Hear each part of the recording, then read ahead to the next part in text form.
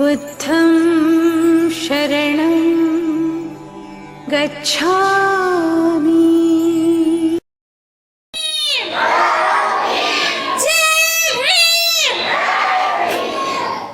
सभी का बहुत बहुत साधुवाद। सबसे पहले मैं साधुवाद करना चाहती हूँ उन सभी साथियों का, उन सभी माताओं का, बहनों का जिन्होंने ये प्रोग्राम ऑर्गेनाइज कराया है। और उससे भी ज़्यादा, सबसे ज़्यादा धन्यवाद देना चाहती हूँ आप सभी को। आप सभी महिलाएं, मेरी माताएं, बहनें इतनी बड़ी तादाद में आज आई हैं, ये देख करके मुझे बहुत अच्छा लग रहा है।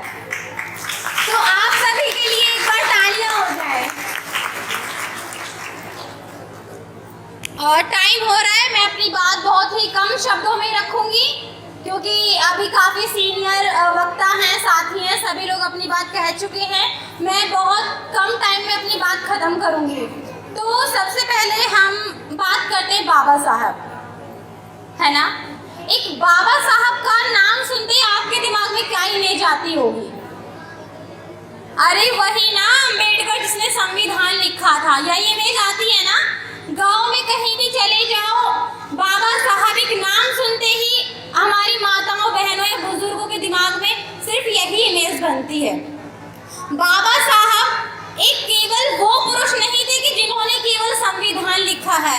बाबा साहब ने इतना किया है हमारे लिए, हमारे समाज के लिए कि और कोई नहीं कर सकता है। मैं एक महिला हूँ, एक महिला होने के नाते आज मैं महिलाओं पर ही चर्चा करूंगी। तो मैं आपको बताना चाहती हूँ कि इसी बात से सभी महिलाएं अवगत हैं कि पहले हमारी दशा कैसी होती थी, किस तरीके से हमें रहना पड़ता था। हमें ऊंची कास्ट वाले लोगों के सामने भी आने नहीं दिया जाता था। हमारे साथ इतना बुरा हुआ है कि हम लोगों को ब्रेस्ट टैक्स तक देना पड़ा है। इस बात को आप अच्छे से जानते होंगे, जानते कि नहीं जानते हैं? तो हमें बाबा साहब को पढ़ना है, समझना है।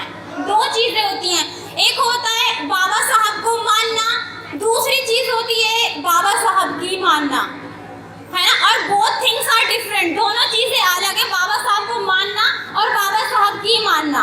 अगर हम बाबा साहब को मानेंगे मीन्स हम उनकी जय जयकार कर रहे हैं। सिर्फ 14 अप्रैल आया कि जय भीम, अपने घरों से निकल गए जय भीम, बाबा तेरा मिशन अधूरा, हम सब मिलके करेंगे पूरा। 15 अप्रैल को हम सभी लोग अपने अपने घरों में, अपने बच्चों में, अपने काम में व्यस्त हो जाते हैं।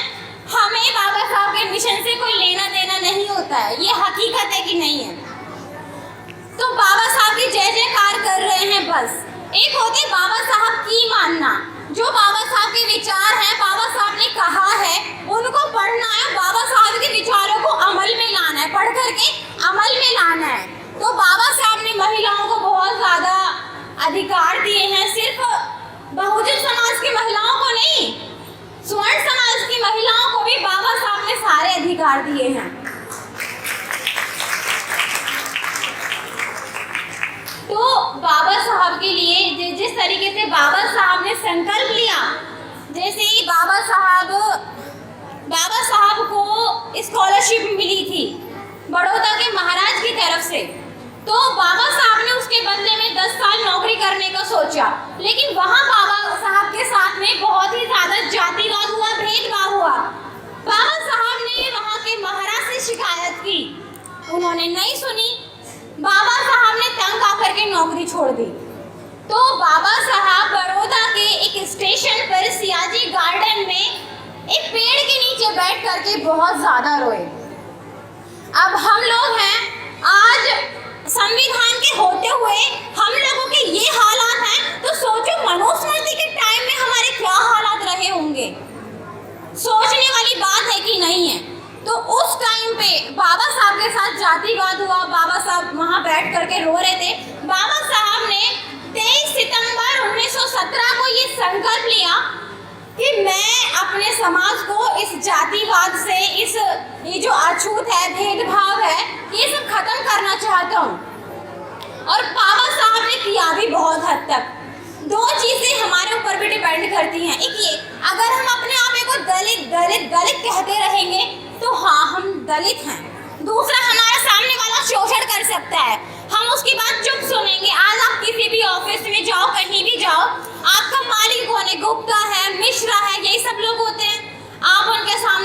सर, जी सर, जी सर, यही सब करते रहते हो। तो अगर आप उनकी सुनते रहते हो, ठीक है, आप डर रहे हो, उनसे आप अपनी बात ठीक से नहीं रख सकते हो, तो वहाँ की हाँ ठीक है, आप ऐसा दलित हो, लेकिन आपको दलित नहीं, आपको दबंग बनना है। बहुत टाइम हो गया आपको दलित बने बने, आपको दलित नहीं, दबंग बनना है। अब कोई मालिक है आपका, अगर वो आपको बोले कि तुम ये क्या कर रहे हो, आपको बोलने का अधिकार है। अब आप गूंगे नहीं हो, बाबा साहब ने आपको बोलने का अधिकार दिया है, इसलिए आप बोल सकते हो कि ऐसा है, तमीज में बात करो। ये जो इन बड़े लोगों की जो कंपनियां, ऑफिस, फैक्ट्री चल रही है ना, ये उन लोगों की वजह से नहीं, हमारे समाज की वजह से चल रही है। मजदूर कौन होता है? हमारा समाज होता है ना।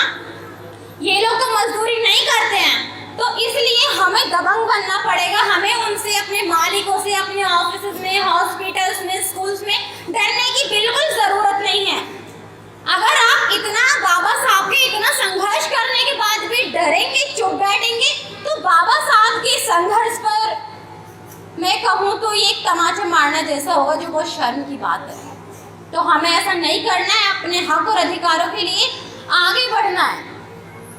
तो बाबा साहब को पढ़ना है, समझना है, आपको दलित नहीं दबंग बनना है, अपने बच्चों को अच्छी एजुकेशन दिलवानी है। गर्ल्स एजुकेशन पर आपको ज़्यादा मेहनत करने की ज़रूरत है। एक महिला होती है, एक पुरुष होता है, एक पुरुष पढ़ा हुआ है तो सिर्फ एक पुरुष पढ़ा हुआ है, मानते हो कि नहीं मानते हो, लेकिन अगर एक महिला पढ़ी हुई है, एक महिला शिक्षित है, तो वो अपने बच्चों को शिक्षित करती है, अपने परिवार को शिक्षित करती है, अपने समाज को शिक्षित करती है और अपने देश को शिक्षित करती है।